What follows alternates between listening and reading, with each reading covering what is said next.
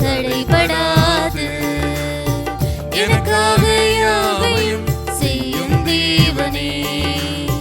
நீ செய்ய நினைத்தது தடைபடாது எனக்காக யாவையும் செய்யும் தேவனே.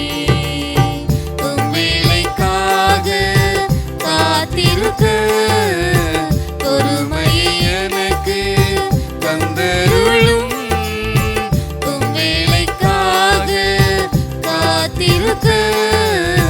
பொறுமையை எனக்கு தந்தருளும்.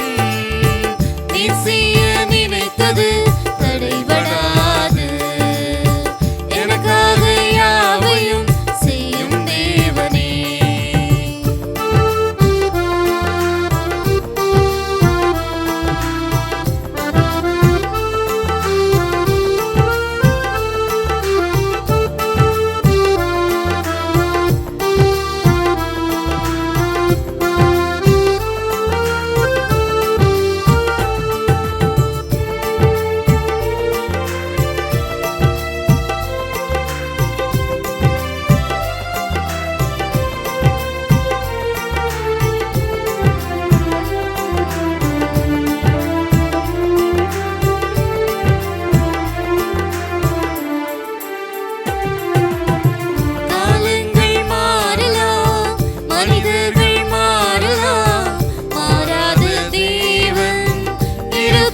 கலக்கமில்லை, காலங்கள் மாறலாம், மனிதர்கள் மாறலாம், மாறாத தேவன் இருப்பதா கலக்கமில்லை.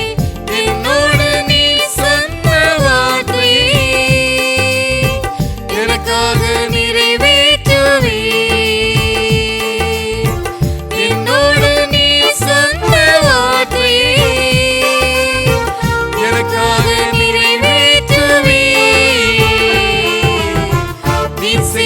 நினைத்தது தடைபடாது எனக்காக யாவையும் செய்யும் தேவனே.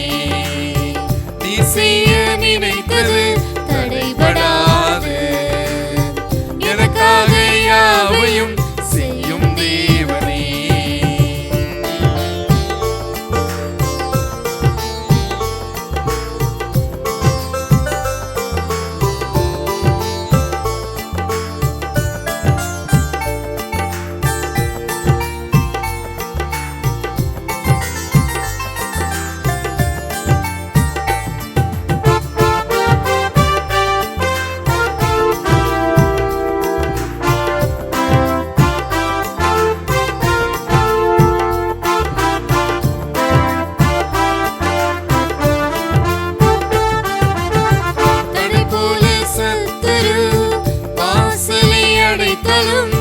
தடைகளை உடைக்கும் நீ என் முன்னால் நடந்து செல்வி.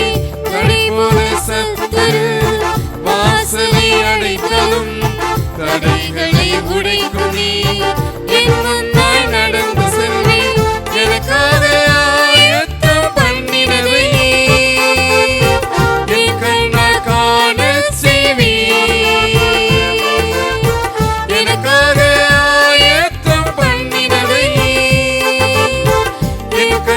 காண செய்வி.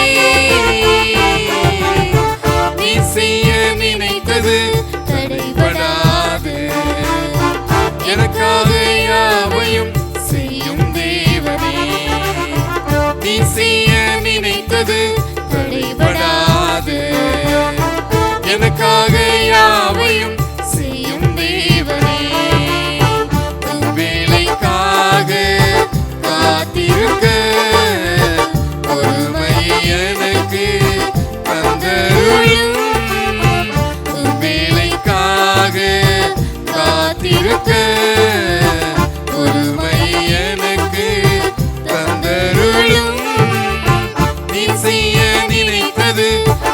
தடைபடாது. எனக்காக யாவையும் செய்யும் தேவனே, நீ செய்ய நினைத்தது தடைபடாது. எனக்காக யாவையும் செய்யும் தேவனே. லூக்கா சுவிசேஷம் 21 அதிகாரம் 19வது வசனம். உங்கள் பொறுமையினால் உங்கள் ஆத்துமாக்களை காத்துக்கொள்ளுங்கள். கர்த்தருடைய நாமத்துக்கு மகிமை உண்டாகட்டும். ஆண்டவராகிய இயேசு சொன்னார், உங்கள் பொறுமையினால் உங்கள் ஆத்துமாக்களை காத்துக்கொள்ளுங்கள் என்று சொன்னார். நம்முடைய ஆத்துமா காக்கப்பட வேண்டும். பொறுமையினால் நம்முடைய ஆத்துமா காக்கப்பட வேண்டும். ஆத்துமா மாத்திரமல்ல, நீதிமொழிகள் 4 அதிகாரம் 23வது வசனம். 4:23 நீதிமொழிகள். எல்லா காவலோடும் உன் இருதயத்தை காத்துக்கொள். இருதயத்தை காத்துக்கொள். அதினிடத்திலிருந்து ஜீவ ஊற்று புறப்படும். எல்லா காவலோடும் உன் இருதயத்தை காத்துக்கொள். உன் ஆத்துமாவை காத்துக்கொள். உன் இருதயத்தை காத்துக்கொள். இதைத்தான் அப்போஸ்தலனாகிய பவுல் 2 கொரிந்தியருக்கு எழுதும் போது 4 அதிகாரம் 16வது வசனத்தில், உள்ளான மனிதன் புறம்பான மனிதன், உள்ளான மனிதன் நாளுக்கு நாள் பலப்படணும், புறம்பான மனிதன் நாளுக்கு நாள் அழியணும் அப்படின்னு அங்கே எழுதுவார். உள்ளான மனிதன் புறம்பான மனிதன், இது நம்ம ஆத்துமா அப்படின்னு பார்க்குறோம். அப்போ இயேசு கிறிஸ்து சொல்லுகிறார், உங்கள் ஆத்துமா காக்கப்பட்டிருக்க வேண்டும். பொறுமையினால் ஆத்துமா காக்கப்பட்டிருக்க வேண்டும். இன்னும் வேதம் சொல்லுது, உங்கள் இருதயம் காக்கப்பட்டிருக்க வேண்டும். எல்லா காவலோடும் உங்கள் இருதயம் காக்கப்பட்டிருக்க வேண்டும். எப்படி காக்கிறது? நம்முடைய இருதயம், நம்முடைய ஆத்துமா, பொறுமை. எப்படி பொறுமை நமக்கு வரும்? அதைத்தான் வேதம் மீண்டும் நமக்கு சொல்லுது. நீதிமொழிகள் 21:23, தன் வாயையும் தன் நாவையும் காக்கிறவன் தன் ஆத்துமாவை இடுக்கண்களுக்கு விலக்கி காக்கிறான். நம்முடைய வாயும் நம்முடைய நாக்கும், நம்ம வாயை திறந்து பேசக்கூடிய வார்த்தைகள், இது சரியாக இருந்தால் ஆத்துமா காக்கப்படும், இருதயமும் காக்கப்படும். நம்முடைய வாயை பொறுத்தது, நம்முடைய நாவை பொறுத்தது, நம்முடைய வாயிலிருந்து புறப்படக்கூடிய சொற்களை பொறுத்தது நம்முடைய ஆத்துமா காக்கப்படுகிறதும் அது காக்கப்படாததும். அப்படியே இருதயம். நீதிமொழிகள் 3:23 வாசித்தோம். 23:24 ரெண்டையும் சேர்த்து வாசிங்க. எல்லா காவலோடும் உன் இருதயத்தை காத்துக்கொள். அதனிடத்திலிருந்து ஜீவ ஊற்று புறப்படும். வாயின் தாறுமாறுகளை உன்னை விட்டு அகற்றி உதடுகளின் மாறுபாட்டை உனக்கு தூரப்படுத்து. வாயின் தாறுமாறு, உதட்டின் மாறுபாடுகள், இதையெல்லாம் அகற்றணும். இருதயம் காக்கப்படும். அப்போது ஆத்துமா காக்கப்படுவதும் இருதயம் காக்கப்படுவதும் நம்முடைய வாயை பொறுத்து, நம்முடைய நாவை பொறுத்து. ஏன் வேதம் சொல்லுது, நம்முடைய பிராணன் காக்கப்படுவது, நம்முடைய உயிர் காக்கப்படுவதும் நம்முடைய வாயை பொறுத்து தான். 13 நீதிமொழிகள் 13:3 பாருங்க. தன் வாயை காக்கிறவன் தன் பிராணனை காக்கிறான். பிராணன் காக்கப்படுகிறது. அப்ப நம்முடைய உயிர், நம்முடைய பிராணன் காக்கப்படுவதும் வாய் தான். வாயை காக்கிறவன் தன் பிராணனை காக்கிறான்.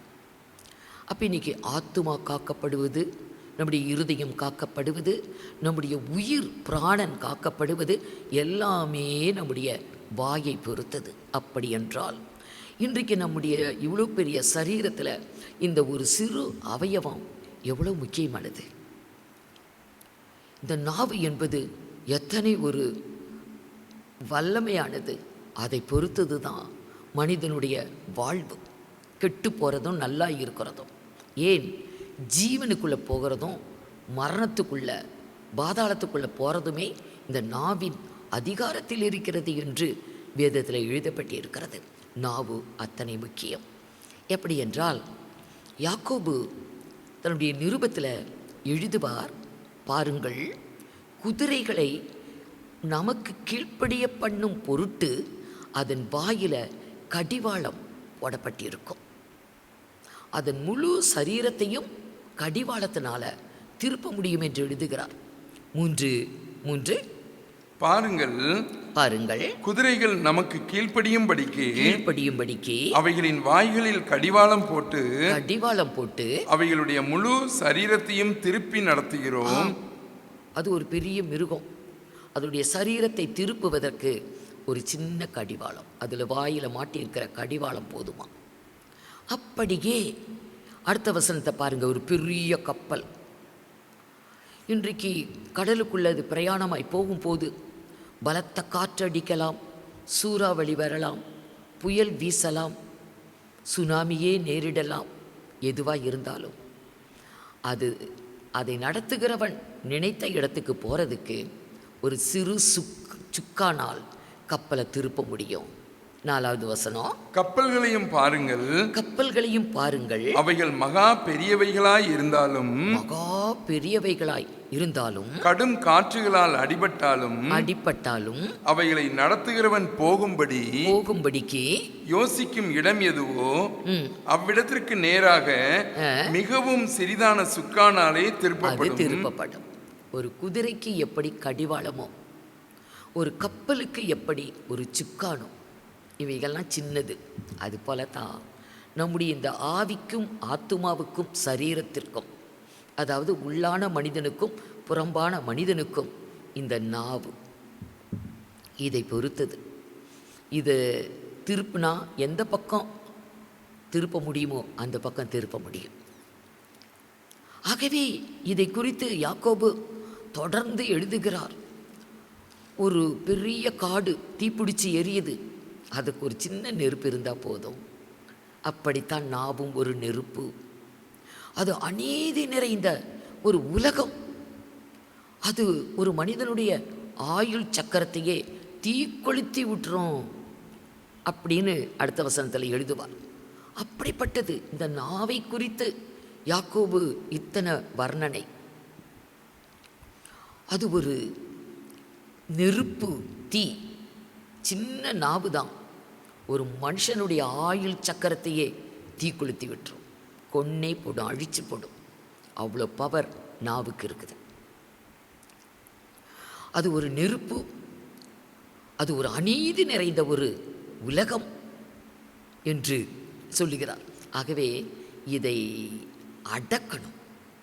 ஆனால் 8வது வசனத்தில் அவர் சொல்லுவார், நாவை அடக்க ஒரு மனுஷனாலும் கூடாது. நாவை அடக்க ஒரு மனுஷனாலும் கூடாது, யாராலும் அடக்க முடியாது.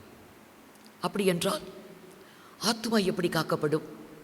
நம்முடைய இருதயம் எப்படி காக்கப்படும்? நம்முடைய பிராணன் எப்படி காக்கப்படும்? இதை அடக்க முடியாது.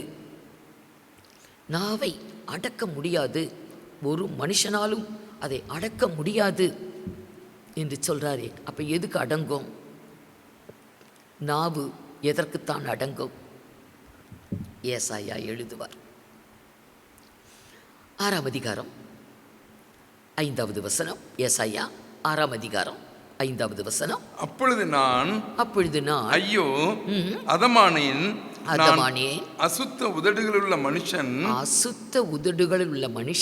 அசுத்த உதடுகளுள்ள ஜனங்களின் நடுவில் வாசமாய் இருக்கிறவன், சேனையரின் கர்த்தராகிய ராஜாவை என் கண்கள் கண்டதே என்றான். அதமானேன், அவ்வளவுதான், அழிஞ்சு போயிருவேன். என தேவனை காணும் நாளில் சாகவே சாவாய்.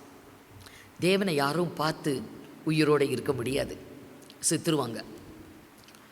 இவர் பார்த்துட்டாரு, தேவனை பார்க்கிறார், தரிசிக்கிறார்.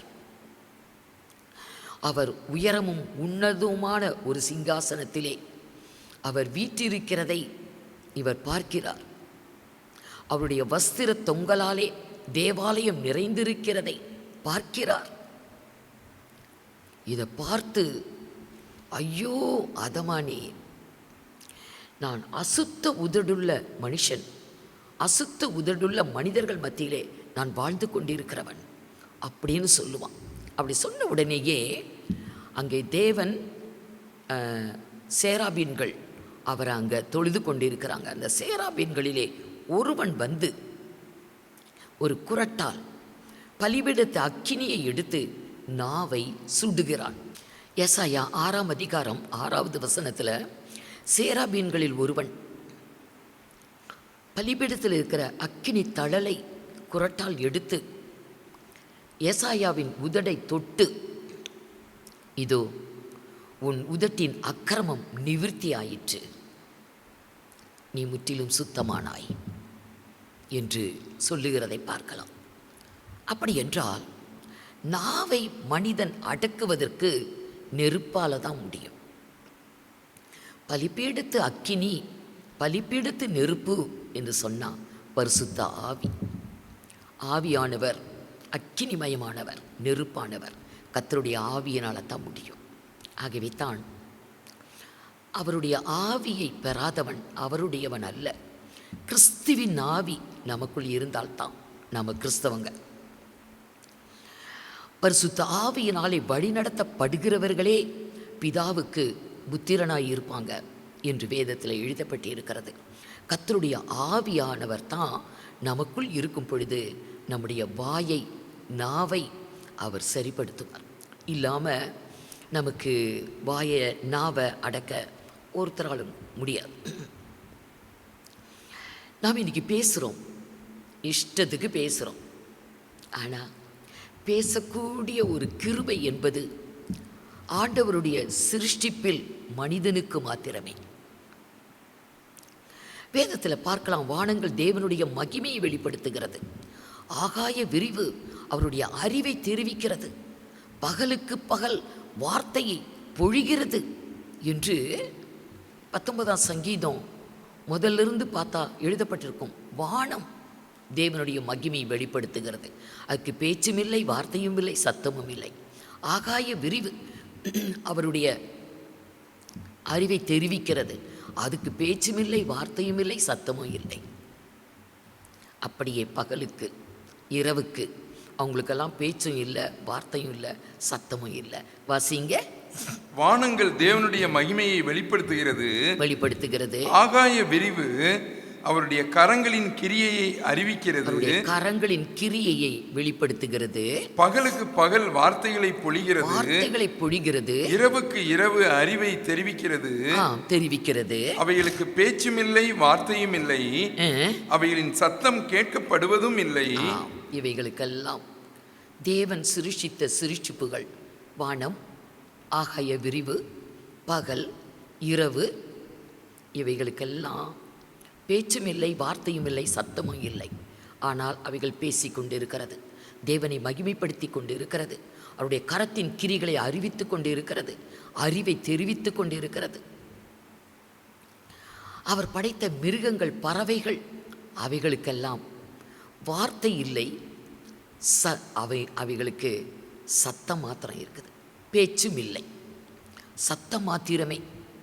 மிருகங்கள் சத்தமிடுகிறது, பறவைகள் சத்தமிடுகிறது, ஆனால் வார்த்தை இல்லை, பேச்சு இல்லை. ஆனால் வார்த்தை, பேச்சு, சத்தம் என்ற மூன்றுமே மனிதனுக்கு மாத்திரமே.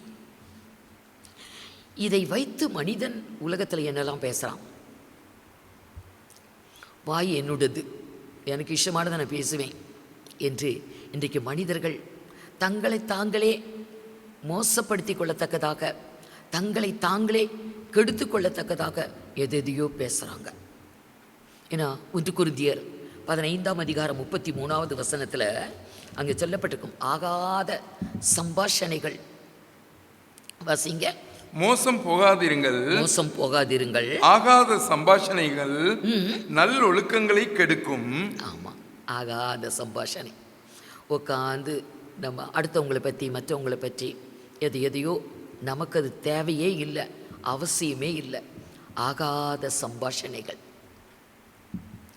நம்மளையே மோசம் போகத்தக்கதாக அதை ஆகாத சம்பாஷணைகளை பேசிக்கிட்டு இருப்போம். இன்னும் வீணான வார்த்தைகள், யாருக்குமே பிரயோஜனம் இல்லை, அதை கேட்குறவங்களுக்கு பிரயோஜனமே இல்லை. நம்மளுக்கும் பேசுகிறவங்களுக்கும் பிரயோஜனம் இல்லை. வீணான வார்த்தைகள். எபேசியர் 4 அதிகாரம் 6வது வசனம். எபேசியர் 5:6.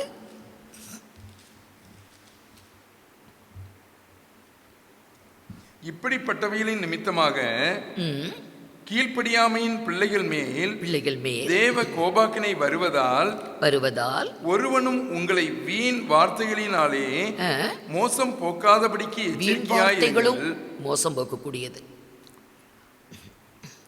ஆகாத சம்பாஷணைகளைப் போலவே வீண் வார்த்தைகள் அது ஒரு மனிதனை மோசம் போக்கக்கூடியது. ஆகவே வீண் வார்த்தைகள். நான் எபேசியர் 4 அதிகாரம் 29வது வசனம். கெட்ட வார்த்தை ஒன்று உங்கள் வாயில் புறப்பட வேண்டாம். கர்த்தரோட பிள்ளைங்க, கெட்ட வார்த்தைகள். கோபம் வந்துருச்சுன்னா நம்ம என்ன பேசுகிறோன்னே தெரியாது. தூஷணமான வார்த்தைகளை நம்ம பேசிடுவோம். ஆனால் வேதம் சொல்லுகிறது, கெட்ட வார்த்தைகள் உங்கள் வாயிலிருந்து புறப்பட வேண்டாம். ஆகவே நாவு செய்யக்கூடிய தவறுதல்கள் ஆத்துமா கெடும், இருதயம் கெடும், நம்முடைய பிராணனே கெடும். ஆகவே ஆத்துமா காக்கப்படுவது நாவுனால தான், இருதயம் காக்கப்படுவது நாவுனால தான், நம்முடைய பிராணன் காக்கப்படுவதே நம்முடைய நாவுனால தான், வாயினால தான் என்று வேதம் சொல்லி இருக்கிறதுனால நம்ம பேசக்கூடிய வார்த்தைகளை குறித்து நம்ம கொஞ்சம் ஜாக்கிரதையாக இருக்கணும். எபேசியர் 5 அதிகாரம் 4வது வசனம். 4. அப்படியே வம்பும் புத்தியீனமான பேச்சும் பரியாசமும் தகாதவைகள். இதெல்லாம் தகாத பேச்சு. வம்புக்கு இழுக்கிறது, சண்டைக்கு வம்பும். அடுத்து என்னது? புத்தியீனமான பேச்சும், ஒரு புத்தி இல்லாத பேச்சும் பரியாசமும். கேலி கிண்டல் பண்ணி மற்றவங்களை பரியாசம் பண்ணி சிரிக்கிறது, இதெல்லாம் தகாத வார்த்தைகள். இது கேட்குறவங்களுடைய ஆத்மாவும் கேடும், நம்முடைய ஆத்மாவும் கேடும். பின்ன என்னதான் தகும்? ஸ்தோத்திரம் செய்தலே தகும். எல்லாவற்றிலேயும் எல்லாத்துக்கும் நம்ம ஸ்தோத்திரங்களை ஏறெடுக்கணும். இதுதான் பிதாவாகிய தேவனுடைய சித்தம். நம் மீது ஆண்டவர் கொண்டு இருக்கிற சித்தம் எதுவாக இருந்தாலும் ஸ்தோத்திரம். ஆகவே நம்முடைய நாவை பொறுத்தது. ஒரு மனிதன் அவனுடைய ஓட்டம் முடிஞ்ச பிறகு அவன் பரலோகத்துக்கு போகிறானா, நித்திய ஜீவனுக்குள்ளே போகிறானா, இல்லை மரணம், பாதாளத்துக்குள்ள 2ஆம் மரணம், அக்கினியும் கந்தகம் ஏறியக்கூடிய கடல் கீழே போகிறானா என்பது நாவை பொறுத்தது என்று வேதம் சொல்லுகிறது. ஜீவனும் மரணமும் நாவின் அதிகாரத்தில் உள்ளது என்று வேதம் சொல்லுகிறது. நீதிமொழிகள் 18ஆம் அதிகாரம் 21வது வசனத்தில் ஒவ்வொரு மனிதனுடைய வாழ்வும் அவனுக்கு ஜீவனா மரணமா என்பது அவனுடைய நாவின் அதிகாரத்தில் தான் இருக்குது. வாசிங்க. மரணமும் ஜீவனும் நாவின் அதிகாரத்தில் இருக்கும். நாவின் அதிகாரம். ஆகவே தான் நம்முடைய நாவை நம்ம கொஞ்சம் கட்டுப்படுத்தி வச்சுக்கணும். இதை அறிந்த தாவீது கர்த்தரிடத்தில் ஜெபிப்பான். ஆண்டவரே, என்னுடைய நாவை நான் காத்துக்கொள்ளணும், இதுக்கு ஒரு காவல் வச்சிருங்க, இஷ்டத்துக்கு பேசக்கூடாது என்று நாவுக்காக ஜெபிப்பான், தன் வாயுக்காக ஜெபிப்பான். பாருங்க, சங்கீதம் 141:3. கர்த்தாவே என் வாய்க்கு காவல் வையும். என் வாயுக்கு காவல் வையும், என் வாயுக்கு காவல் வையும். என் உதடுகளின் வாசலை காத்துக்கொள்ளும். இந்த உதட்டை திறந்து நான் என்ன பேச போறேனோ இந்த வாசலை நீங்கள் தான் காக்கணும். உங்களுக்கு பிரியம் இல்லாத வார்த்தைகள், ஆகாத சம்பாஷணைகள், வீண் வார்த்தைகள், கெட்ட வார்த்தைகள், பெருமையான சொற்கள், வம்பான வார்த்தைகள், இப்படிப்பட்ட எந்த காரியங்கள் உங்களுக்கு பிரியமில்லாதது என்னுடைய ஆத்துமாவை கெடுக்கக்கூடியது, என் இருதயத்தை கெடுக்கக்கூடியது, என் பிராணனையே கெடுக்கக்கூடியது, இதை கேட்கிறவங்களுடைய ஆத்துமாவும் கெடக்கூடியது. அப்படிப்பட்டது எனக்கு வேண்டாம். என் வாயுக்கு காவல் வையும், என் உதடில் வாசலை காத்துக்கொள்ளும். என் உதடுகளின் வாசலை காத்துக்கொள்ளும் என்று கர்த்தரிடத்தில் ஜெபிக்கிறான். சங்கீதம் 39 முதல் 2 வசனம் பாருங்க. அந்த இடத்துல தாவீது என்ன சொல்லுகிறான்?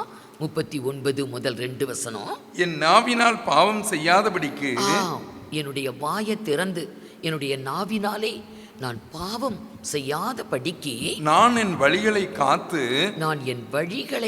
காத்து துன்மார்க்கன் எனக்கு முன்பாக இருக்குமட்டும் என் வாயை கடிவாளத்தால் அடக்கி வைப்பேன் என்று. எப்படி குதிரைக்கு கடிவாளம் போடப்பட்டு இருக்கிறதோ அப்படியே எனக்கு ஒரு கடிவாளம் போட்டு அதை கட்டி வச்சிருங்க. நலமானதையும் நான் பேசாமல் இருந்தேன், ஊமையனாய் இருந்தேன் அப்படின்னு சொல்லுவார். ஏன்னா வாயை காத்தாதான் ஆத்துமா காக்கப்படும். நம்முடைய வாயை காத்து கொண்டால்தான் நம்முடைய இருதயம் காக்கப்படும். இல்லைன்னா அதெல்லாம் வீண் தான். நம்முடைய ஓட்டம் முடியும் நாளிலே நம்ம எங்கே போய் சேருவோம்?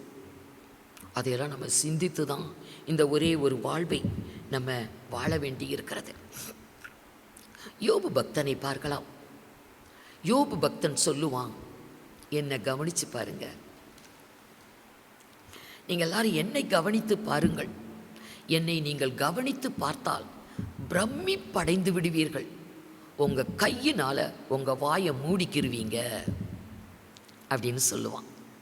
என்னை கவனித்து பாருங்கள், பிரமிப்படைவீர்கள், உங்கள் கையினாலே உங்கள் வாயை நீங்கள் பொத்திக்கிருவீங்க, மூடிக்கொள்ளுவீங்க. வாசிங்க. என்னை கவனித்து பாருங்கள், என்னை கவனித்து பாருங்கள், அப்பொழுது நீங்கள் பிரமித்து உங்கள் வாயை கையால் பொத்திக் கொள்வீர்கள். உங்க கையை வாயை மூடிக்கிறோம், பேச மாட்டோம், பிரமிப்படைந்து விடுவோமா? யோபை கவனித்து பார்த்தான். ஏன் அப்படி எழுதினாரு? அவனுடைய வாழ்விலே நடந்த சம்பவங்கள். ஒரே நாளில் அவன் அனைத்தையும் இழந்தான். நம்ம யோபு 1 அதிகாரம் 13வது வசனத்திலிருந்து 19வது வசனம் வரைக்கும் நம்ம வாசித்து பார்த்தா, ஒருவன் ஓடி வந்து ஒரு நாளிலே சொல்லுகிறான், ஒரு வேலைக்காரன், ஐயா, எருதுகளும் கழுதைகளும் மேய்ந்து கொண்டிருந்த இடத்துல சபையர் வந்து அவைகளையெல்லாம் சாய்த்து கொண்டு போய்விட்டார்கள், வேலையாட்களை கொன்று போட்டார்கள், நான் ஒருவன் மாத்திரம் தப்பினேன் அப்படின்னு ஓடி வந்து சொல்லுவான். அப்படி அவன் சொல்லிக்கொண்டு இருக்கும் போதே இன்னொருத்தன் ஓடி வருவான், ஆண்டவரே, வானத்திலிருந்து அக்கினி இறங்கி ஆடுகளையெல்லாம் பட்சித்தது, வேலையாட்கள் எல்லாம் செத்துட்டாங்க. அவன் சொல்லிக்கிட்டு இருக்கும்போதே இன்னொருத்தன் ஓடி வரான், ஒட்டகங்களை எல்லாம் சாய்த்து கொண்டு போய்விட்டார்கள், வேலையாட்களை கொன்று போட்டார்கள். அவன் சொல்லிக்கிட்டு இருக்கும்போது இன்னொருத்தன் ஓடி வருவான், ஐயா, உங்கள் பிள்ளைகள் எல்லாரும் செத்துட்டாங்க, வீடு இடிஞ்சு அவங்க மேலே உளுந்து எல்லாரும் செத்துட்டாங்க, உங்கள் ஒவ்வொரு பையனும் பொண்ணும் எல்லாம். இத்தனை துர்ச்செய்தி மேல் துர்ச்செய்தி. இதையெல்லாம் அவன் கேட்டுக்கிட்டு என்ன செய்தான்? இப்படிப்பட்ட சந்தர்ப்பத்தில் இது போல் நமக்கு வந்ததில்லை, வரப்போகிறதும் இல்லை. ஏதோ ஒரு சின்ன சின்ன சோதனைகள் நமக்கு வந்தால் கூட நாம் எப்படி அங்கலாய்க்கிறோம், ஆண்டவரை தூஷிக்கிறோம், கர்த்தர் இருக்கிறாரா என்று கேட்கிறோம், என்னெல்லாம் வாயில் வந்ததையெல்லாம் நம்ம பேசிடுவோம். ஆனால் அனைத்தையும் இழந்தாள். இப்படிப்பட்ட நேரத்தில் அவன் செய்த காரியம் என்ன? அதாம சொல்கிறான், என்னை கவனித்து பாருங்கள், பிரமிப்படைவீர்கள், உங்கள் கையினாலேயே உங்கள் வாயை நீங்கள் பொத்திக் கொள்ளுவீர்கள் என்று சொல்லுகிறான். அப்போ அவன் என்ன செய்தான்? 20லிருந்து 22 வரைக்கும் வாசிங்க. 1 அதிகாரம். அப்போது யோபு எழுந்திருந்து தன் சால்வையை கிழித்து தன் தலையை சிரைத்து தரையிலே விழுந்து கர்த்தரை பணிந்து கொள்ளுகிறான். தலைமுடிய சரைச்சு வஸ்திரத்தை கிழிச்சு தரையில் விழுந்து ஆண்டவரை தொழுது கொள்ளுகிறான். கர்த்தர், நீர் கொடுத்தீர், நீர் எடுத்தீர், உமக்கே ஸ்தோத்திரம் என்று சொல்லுகிறான். தன் வாயை திறந்து கர்த்தரை தூஷிக்கவே இல்லை. வாசிங்க. நிர்வாணியாய் என் தாயின் கர்ப்பத்திலிருந்து வந்தேன். நிர்வாணியாய் அவ்விடத்திற்கு திரும்புவேன். கர்த்தர் கொடுத்தார், கர்த்தர் எடுத்தார், கர்த்தருடைய நாமத்துக்கு ஸ்தோத்திரம் என்றான். நாமத்துக்கு ஸ்தோத்திரம். கர்த்தர் கொடுத்தார், கர்த்தர் எல்லாத்தையும் எடுத்தார். நான் வரும்போது ஒன்றுமே கொண்டு வரல, நிர்வாணியாய் வந்தேன். போகும் பொழுது ஒன்றும் கொண்டு போகிறதில்ல, நிர்வாணியாய் போவேன். இந்த இடைக்காலத்திலே தேவன் எனக்கு ஒரு அழகான குடும்பத்தை கொடுத்தார், குழந்தைகளை கொடுத்தார், வீட்டை கொடுத்தார், செல்வாக்கை கொடுத்தார், அந்தஸ்தை கொடுத்தார், எல்லாம் கொடுத்தார். இப்போ அவர் கொடுத்தவர் எடுத்துக்கொண்டார். ஸ்தோத்திரம் என்று சொன்னானே தவிர வாயினாலே அவன் கடைசி வசனம் இவை எல்லாவற்றிலும் யோபு பாவம் செய்யவும் இல்லை, தேவனை பற்றி குறை சொல்லவும் இல்லை. அதனால தான் சொன்னான், என்ன கவனிச்சு பாருங்க, என்னை கவனித்து பாருங்கள் என்று அவன் சொல்லுகிறான். பிரமிப்படைவீர்கள், உங்க கையினாலேயே உங்க வாயை பொத்திக்கிருவீங்க. தேவன் அவனை குறித்து சாட்சி கொடுக்கிறான். யோபை குறித்து தேவன் கொடுத்த ஒரு சாட்சி. 42ஆம் அதிகாரம் 7வது வசனம். கர்த்தர் இந்த வார்த்தைகளை யோபுவோடு பேசின பின்பு கர்த்தர் தேமானியனாகிய எலிப்பாசை நோக்கி உன்மேலும் உன் 2 சிநேகிதர் மேலும் எனக்கு கோபம் மூளுகிறது. என் தாசனாகிய யோபு பேசினது போல் நீங்கள் என்னை குறித்து நிதானமாய் பேசவில்லை. கர்த்தருடைய சாட்சி. கர்த்தர் சொல்லுகிறார் யோபுடைய நண்பர்கள் கிட்ட, என் தாசனாகிய யோபு அவன் நிதானமாய் பேசினான். எதை பேசணும் பேசக்கூடாது என்று நிதானித்து அவன் பேசினான். என்னை குறித்து நிதானமாய் பேசினான். அவன் எல்லா வார்த்தைகளையுமே பேசலாமா வேண்டாமா என்று சிந்தித்து அவன் நலமானதை பேசினான். கர்த்தர் கொடுக்கிற சாட்சி.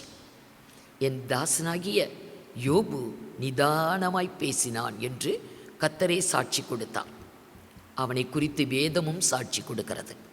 யாக்கோபு 5ஆம் அதிகாரம் 10, 11 2 வசனங்களை வாசிங்க. 5, 10, 11. என் சகோதரரே கர்த்தருடைய நாமத்தினாலே பேசின தீர்க்கதரிசிகளை துன்பப்படுதலுக்கும் நீடிய பொறுமைக்கும் திருஷ்டாந்தமாக வைத்துக் கொள்ளுங்கள். இதோ பொறுமையாய் இருக்கிறவர்களை பாக்கியவான்கள் என்கிறோமே. யோபின் பொறுமையை குறித்து கேள்விப்பட்டிருக்கிறீர்கள், கர்த்தருடைய செயலின் முடிவையும் கண்டிருக்கிறீர்கள். யோபின் பொறுமையை குறித்து கேள்விப்பட்டிருக்கிறீர்கள். பொறுமையாய் இருக்கிறவர்கள் பாக்கியவான்கள். யோபு பாக்கியவான் என்று வேதத்தின் சாட்சி. தேவனுடைய செயல் இழந்ததை இரட்டிப்பாய் கொடுத்து அவனை நீண்ட ஆயுள் வாழ வைத்தார். நீண்ட ஆயுளோடு அவன் வாழ்ந்து தலைமுறைகளை கண்டு சென்றான். தேவன் அப்படிப்பட்ட நீதி உள்ளவர். ஆகவே பொறுமை உள்ளவர்கள் பாக்கியவான்கள். யோபு பொறுமையுள்ளவன் என்று வேதம் சாட்சி கொடுக்கிறது. ஆனால் புதிய ஏற்பாட்டு சபை, புதிய ஏற்பாட்டு தேவ ஜனம், நமக்கு வேதம் சொல்லுகிறது, ஆண்டவர் சொல்லுகிறார். கர்த்தர் சொல்லக்கூடிய காரியம் நமக்கு என்ன? நாம் யாரை கவனித்து பார்க்க வேண்டும்? யோபு சொன்னான், என்னைய பாருங்கன்னு அவன் தான் சொன்னான். தேவன் சொல்லலை, ஆண்டவர் சொல்லலை, வேதமும் சொல்லலை. ஆனால் நமக்கு ஆண்டவர் சொல்லுகிறார், வேதத்தில் எழுதி வைத்திருக்கிறார். எபிரேயர் 3ஆம் அதிகாரம் 1 வசனம், 3ஆம் அதிகாரம் 1 வசனம். இப்படி இருக்க பரம அழைப்புக்கு பங்குள்ளவர்களாகிய பரிசுத்த சகோதரரே, நாம் அறிக்கை பண்ணுகிற அப்போஸ்தலரும் பிரதான ஆசாரியருமாய் இருக்கிற கிறிஸ்து இயேசுவை கவனித்து பாருங்கள். நம்ம கிறிஸ்து இயேசுவை தான் கவனிச்சு பார்க்கணும். யோபு சொன்னா, என்ன கவனிச்சு பாருங்க, பிரமிப்படைவீர்கள், உங்கள் கையினாலேயே உங்கள் வாயை மூடிக்கிருவீங்கன்னு சொன்னான். ஆனால் வேதம் சொல்லுது, நம்ம இயேசு கிறிஸ்துவை கவனித்து பார்க்க வேண்டும். இன்றைக்கு நாம் கர்த்தரை தான் பார்க்கணும். அவர் தான் நம்முடைய வாழ்வுக்கு முன்னோடி, நம்முடைய வாழ்வுக்கு எடுத்துக்காட்டு, ரோல் மாடல். அவர் தான் நம்ம கவனித்து பார்க்க வேண்டும். எபிரேயர் 13ஆம் அதிகாரம் 3வது வசனம் 13:3. கட்டப்பட்டிருக்கிறவர்களோடே நீங்களும் கட்டப்பட்டவர்கள் போல. 12ஆம் அதிகாரம் 3வது வசனம் 12:3. ஆகையால் நீங்கள் இளைப்புள்ளவர்களாய் உங்கள் ஆத்துமாக்களில் சோர்ந்து போகாதபடிக்கு தமக்கு விரோதமாய் பாவிகளால் செய்யப்பட்ட இவ்விதமான விபரீதங்களை சகித்த அவரையே நினைத்துக் கொள்ளுங்கள். பாவிகளால் செய்யப்பட்ட விபரீதங்களை சகித்த அவரையே நினைத்து கொள்ளுங்கள். இயேசுவை தான் நினைக்கணும். நம்முடைய வாழ்க்கையில் சோதனைகள், துன்பங்கள், பாடுகள், வேதனைகள், கலக்கங்கள், கண்ணீர்கள் இவைகள் உண்டாகும் பொழுது நம்ம இயேசுவை தான் நினைக்கணும். ஆனால் நம்ம யாரை நினைக்கிறோம்? பக்கத்து வீட்டுக்காரங்க, பின் வீட்டுக்காரங்க, முன் வீட்டுக்காரங்க இவங்களையெல்லாம் பார்க்குறோம். அவங்களாம் எவ்வளோ நல்லா இருக்காங்க, நல்ல சந்தோஷமாக இருக்காங்க, ஆரோக்கியமாக இருக்காங்க, செல்வாக்காக இருக்கிறாங்க. என்னுடைய வாழ்க்கையில் ஏன் இந்த துன்பம், எனக்கேன் இந்த பாடு, எனக்கேன் இந்த கலக்கம், எனக்கேன் இந்த நஷ்டம் கஷ்டம் அப்படின்னு மனிதரை தான் பார்க்குறோம், சக மனிதர்களை பார்க்கிறோம். அப்படி அல்ல. தனக்கு முன் வைக்கப்பட்ட சந்தோஷத்தின் பொருட்டு அவமானத்தை எண்ணாமல் சிலுவையை சகித்த இயேசு, அவரை நோக்கி பார்க்கணும். பாவிகளால் செய்யப்பட்ட விபரீதங்களை சகித்த அவரையே நினைத்து கொள்ளுங்கள். இயேசுவை தான் நம்ம பார்க்கணும். நம்முடைய வாழ்க்கையில் வரக்கூடிய என்ன பாடுகள், துன்பங்கள் எதுவாக இருந்தாலும் கர்த்தரை தான் நோக்கி பார்க்கணும். அவரையே நோக்கி பார்க்க வேண்டும். அவரையே கவனித்து பாருங்கள். மனிதர்களை அல்ல, பழைய ஏற்பாட்டு பரிசுத்தவான்களையும் அல்ல, இன்றைக்கு யோபை அல்ல, ஆண்டவராகிய இயேசுவை கவனித்து பார்க்கணும். ஏனென்றால் அவர் பொறுமை நிறைந்தவர், பொறுமைக்கு பேர் போனவர். அவர் பொறுமைக்கு பேர் போனவர். வெளிப்படுத்தல் 3ஆம் அதிகாரம் 10வது வசனம். என் பொறுமையை குறித்து சொல்லிய வசனத்தை நீ காத்து கொண்டபடியினால். சபைக்கு சொல்லப்பட்ட காரியம், தேவ ஜனங்களுக்கு சொல்லப்பட்ட காரியம், இயேசு கிறிஸ்துவின் பொறுமையை குறித்து வேதம் சொல்லுகிறது. அவர் எப்படி பொறுமை, அவருடைய பொறுமை நீடிய பொறுமை, நீடிய சாந்தம், சகிப்புத்தன்மை, அவருடைய பொறுமையை குறித்து வேதத்தில் எழுதியிருக்குது. அந்த வசனத்தை காத்து கொண்டால் இந்த உலகத்தில் இருக்கிற மனிதர்களை, பூச்சக்கரம் எங்கும் வாழ்ந்து கொண்டிருக்கிற மனிதரை சோதிக்கும்படி, இந்த பூச்சக்கரம் எங்கும் வரக்கூடிய சோதனை காலத்துக்கு நானும் உன்னை காப்பேன் என்கிறார். முழுவதும் வாசிங்க. என் பொறுமையை குறித்து சொல்லிய வசனத்தை நீ காத்து கொண்டபடியினால் பூமியில் குடியிருக்கிறவர்களை சோதிக்கும்படியாக பூச்சக்கரத்தின் மேலெங்கும் வரப்போகிற சோதனை காலத்திற்கு தப்பும்படி நானும் உன்னை காப்பேன். உலகத்தில் எல்லாருக்கும் சோதனை வரலாம், ஆனால் கர்த்தருடைய பிள்ளைகளுக்கு வராது, வரக்கூடாது. ஏன்னா இயேசு கிறிஸ்துவுடைய பொறுமையை குறித்து சொன்ன வசனத்தை நம்மளும் கடைப்பிடிக்கணும், நம்மளும் அதை பின்பற்றணும். அப்படி அந்த பொறுமையை பின்பற்றும் போது பூச்சக்கரம் எங்கும் சோதனை காலம் வரும், ஆனால் கர்த்தர் நம்மை காப்பேன் என்று சொல்லியிருக்கிறார். நமக்கு நேரிடாமல் நம்மை காக்க அவர் வல்லவராய் இருக்கிறார். அவருடைய பொறுமை எப்படிப்பட்டது? மார்க்கு சுவிசேஷம் 15ஆம் அதிகாரம் முதலிருந்து ஒரு 5 வசனம் வரைக்கும் கீழே வாசிட்டு வாங்க. பொழுது விடிந்தவுடனே பிரதான ஆசாரியரும் மூப்பரும் வேதபாரகரும் ஆலோசனை சங்கத்தார் அனைவரும் கூடி ஆலோசனை பண்ணி இயேசுவை கட்டி கொண்டு போய் பிலாத்துவினிடத்தில் ஒப்பு கொடுத்தார்கள்.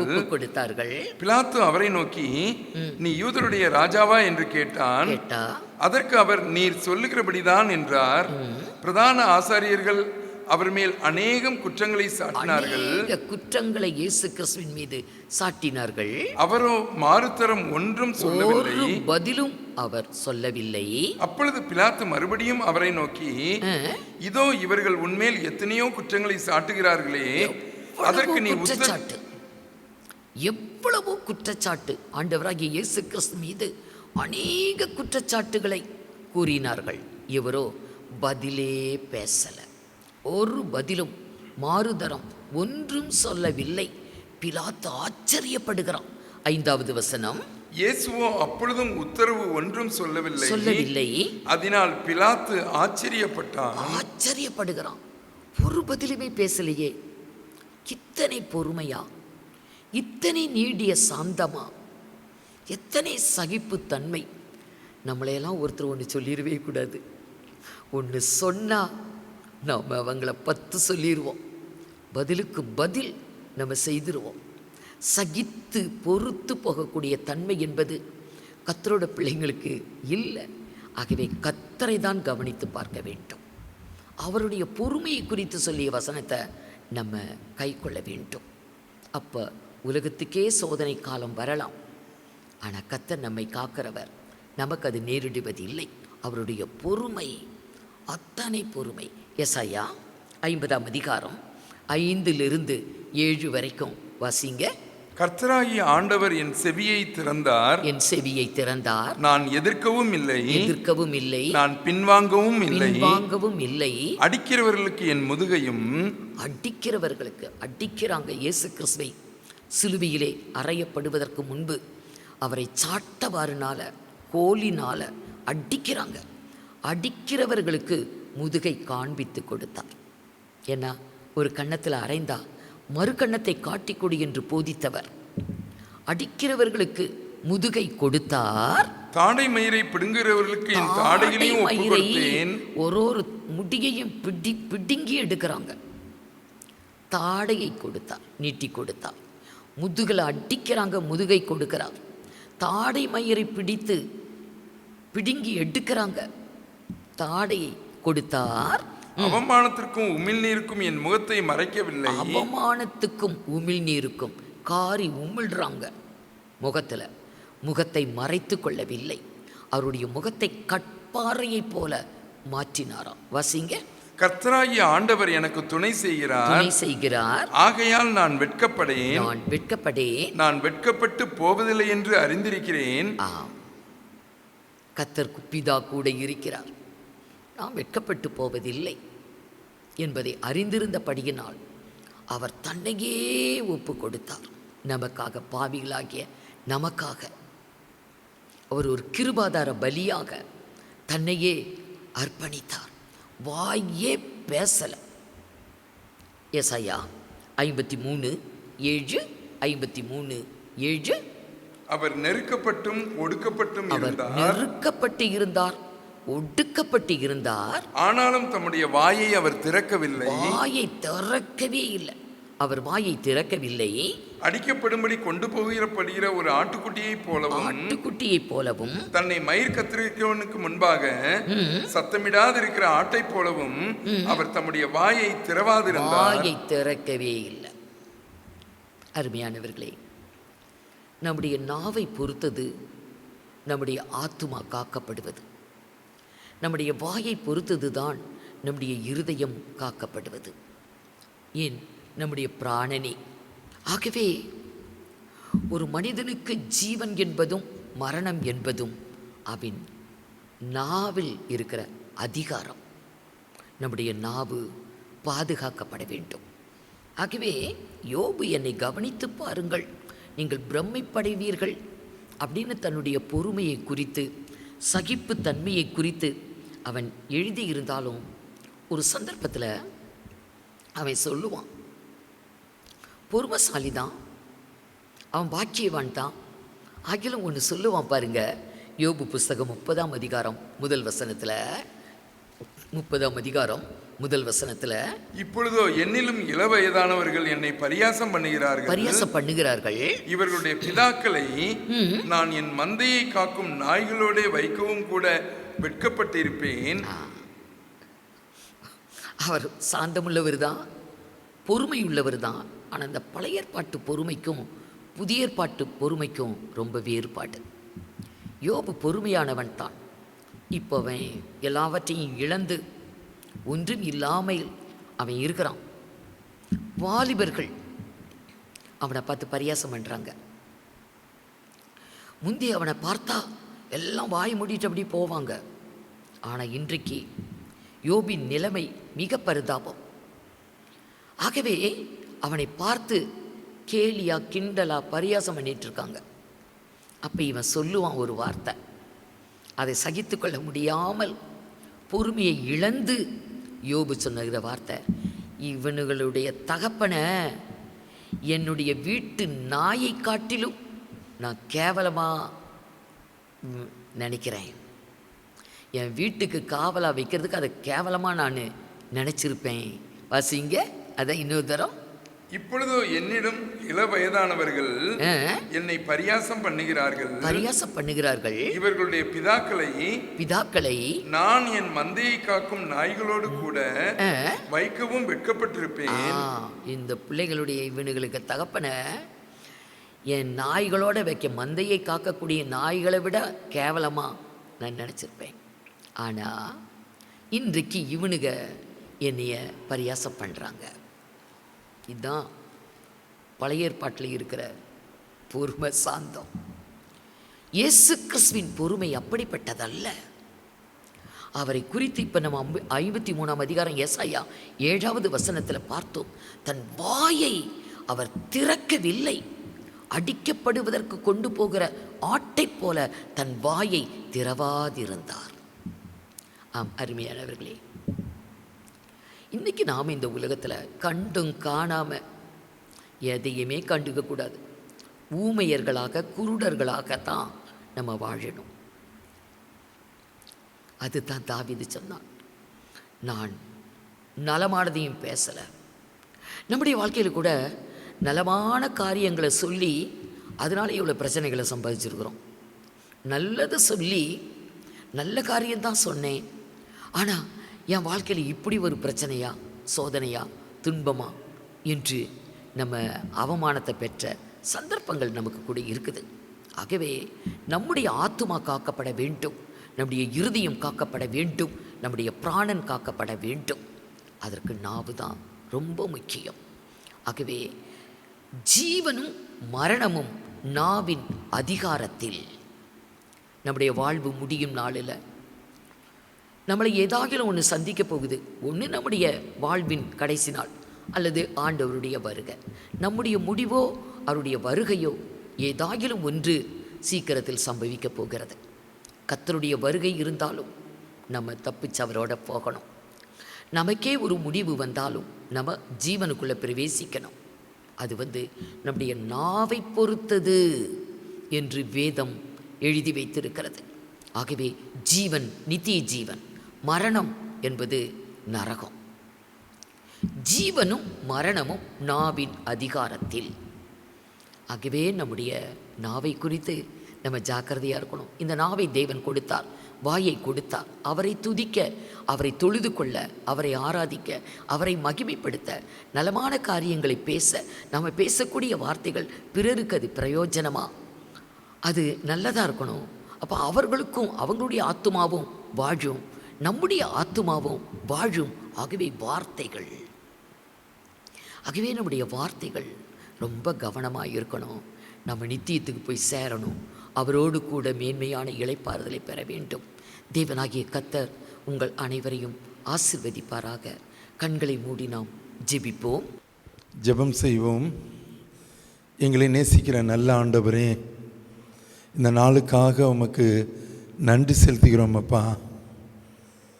இன்றைக்கும் கூட வேத வசனங்கள் மூலமாக எங்களுக்கு அநேக காரியங்களை கற்றுக் கொடுத்ததற்காக உமக்கு நன்றி செலுத்துகிறோம் ஆண்டவரே.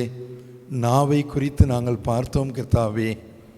எங்களுடைய ஆத்துமாவையும் இருதயத்தையும் பிராணனையும் காத்துக்கொள்ள நாங்கள் நாவை எப்படி பயன்படுத்த வேண்டும் என்று நீங்கள் கற்றுத்தந்தீங்கப்பா ஆண்டவரே. அநேக மேற்கோள்களின் மூலமாக நாங்கள் பார்த்தோம் கர்த்தாவே. குதிரையை அடக்க அதனுடைய கடிவாளத்தை நாங்கள் பார்த்தோம். பெரிய கப்பலை திசை திருப்ப வழிநடத்த சுக்கானை குறித்து நாங்கள் பார்த்தோம் கர்த்தாவே. அதே போலதான் நாவையும் நாங்கள் எப்படி நாங்கள் அடக்கி அதை பயன்படுத்தி ஆண்டவரே மற்றவர்களை குறித்து நாங்கள் வீணான வார்த்தைகளை பேசாதபடி, வீண் வார்த்தைகளையும் கெட்ட வார்த்தைகளையும் நாங்கள் பேசாதபடி ஆண்டவரே நவமான காரியங்களை குறித்து நாங்கள் பேச நாவை பயன்படுத்த ஆண்டவரே நீர் எங்களுக்கு கற்றுத்தந்த தயவுக்காக நன்றி செலுத்துகிறோம். ஆண்டவரே, யோபுவை குறித்து பார்த்தோம் கர்த்தாவே, எவ்வளவு நிதானமாய் பேசினான் என்று கர்த்தரே சாட்சி கொடுத்தார் என்று நாங்கள் பார்த்தோம் கர்த்தாவே. பொறுமையாய் பேசின யோபுவை குறித்து நாங்கள் அநேக காரியங்களை கற்றுக்கொண்டோம் கர்த்தாவே. நாங்களும் கூட நாவை குறித்து எச்சரிக்கையாய் இருக்க ஆண்டவரே நீர் எங்களுக்கு கற்றுக் கொடுத்தீங்கப்பா. உம்மை போல எல்லா காரியங்களிலேயும் நாங்கள் பொறுமையாய் இருக்க எங்களுக்கு கிருபை செய்யணுமாறு ஜெபிக்கிறோம். ஆண்டவரே, நீர் எங்களுக்கு மாதிரியாக அநேக காரியங்களை வைத்து போனீர் கர்த்தாவே. அவரையே நோக்கி பாருங்கள் என்று ஆண்டவரே எங்களுக்கு சொன்னபடி உம்மை எங்களுக்கு மாதிரியாக நாங்கள் கொண்டு உம்மிடத்திலிருந்து அநேக காரியங்களை நாங்கள் கற்றுக்கொண்டவர்களாக எங்களுடைய வாழ்க்கையை நாங்கள் நடத்த கிருபை செய்யணுமாறு ஜெபிக்கிறோம்ப்பா. ஆண்டவரே, என் பொறுமையை குறித்து சொல்லிய வசனத்தை நீ காத்து கொண்டபடியினால் பூமியில் குடியிருக்கிறவர்களை சோதிக்கும்படியாக பூச்சக்கரத்தின் மேலெங்கும் வரக்கூடிய சோதனை காலத்திற்கு தப்பும்படி நானும் உன்னை காப்பேன் என்று நாங்கள் வாசித்தோம்ப்பா. ஆண்டவரே, ஒவ்வொரு காரியத்திலும் நாங்கள் பொறுமையாக இருக்க ஆண்டவரே, நாவு நெருப்பு என்பதை நாங்கள் பார்த்தோமப்பா. அது ஒரு சிறிய நெருப்பு பெரிய காட்டையே கொளுத்திவிடும் என்று நாங்கள் பார்த்தோமப்பா. நாவும் அநீதி நிறைந்த உலகம் என்று நாங்கள் பார்த்தோம் கர்த்தாவே. ஆண்டவரே, நாங்களும் கூட நாவை ஆண்டவரே உம்மை துதிக்கும் துதிக்காக ஸ்தோத்திரத்திற்காக ஆண்டவரே ஸ்தோத்திரம் செய்தலே தகும் என்று சொல்லப்பட்டிருக்கிறதப்பா. எல்லாவற்றிலேயும் ஆண்டவரே நாங்கள் பொறுமையாக இருந்து உம்மை துதிக்க, உம்மை போற்றி பாட, உம்மை குறித்து மற்றவர்களுக்கு பேச எங்களுடைய வாயை நாங்கள் பயன்படுத்த எங்களுக்கு கிருபை செய்யும். ஆண்டவரே, சமாதானமாய் அநேகரோடு கூட சமாதான வார்த்தைகளாய் எங்கள் நாவு பயன்படட்டும் அப்பா. ஒவ்வொருவரையும் நாங்கள் எங்களின் நாவினாலே வாயின் வார்த்தையினாலே ஆதாயப்படுத்தி கொள்ள எங்கள் ஒவ்வொருவருக்கும் கிருபை செய்யும். மீட்பர் இயேசுவின் மூலம் ஜெபிக்கிறோம் நல்ல பிதாவே, ஆமேன். என் ஆத்துமாவே கர்த்தரை ஸ்தோத்திரி, என் முழுவதுமே அவருடைய பரிசுத்த நாமத்தை ஸ்தோத்திரி. என் ஆத்துமாவே கர்த்தரை ஸ்தோத்திரி, அவர் செய்த சகல உபகாரங்களையும் மறவாதே. ஆமேன். Praise the Lord.